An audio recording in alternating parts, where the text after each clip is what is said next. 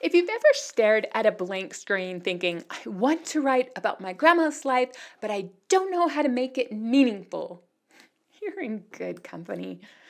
Writing family history isn't about sounding smart or stuffing a story full of dates and places. It's about shaping a legacy, one sentence at a time. So today, we're going to bust the myth that only good writers can write powerful family histories. Spoiler alert, that myth dies today.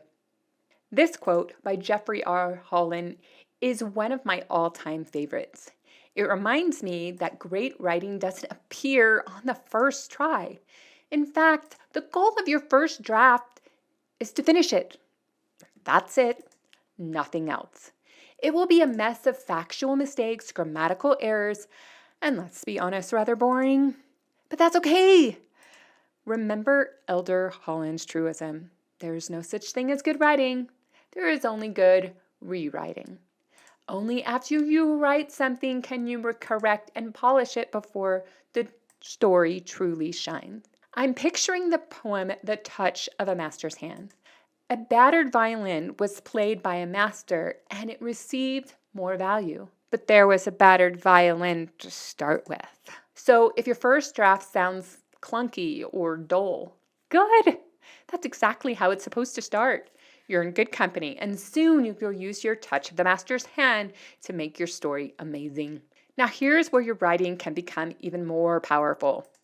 When you write a memory, you're not just capturing facts, you're capturing how you think about the moment. So let's say your dad always cried during Christmas Eve carols. Maybe as a kid you thought it was silly, but now you realize he was grieving his mother who died near the holidays. Writing that story lets you process that shift. It preserves the truth you discovered later, not just the memory you had back then. That's why writing matters. It lets future generations see how meaning unfolds over time. And it can debunk the myth that big boys don't cry. Want to find familial truth? Start writing. Writing family history isn't just a transfer of information. It's a journey. Sometimes you start writing about one ancestor and realize the story is about you. Maybe you discover you inherited more than just your grandma's eyes. You inherited her fear of risk, or heights, or her sass, or her stoicism. When you write, patterns emerge, insights click into place, and sometimes healing happens.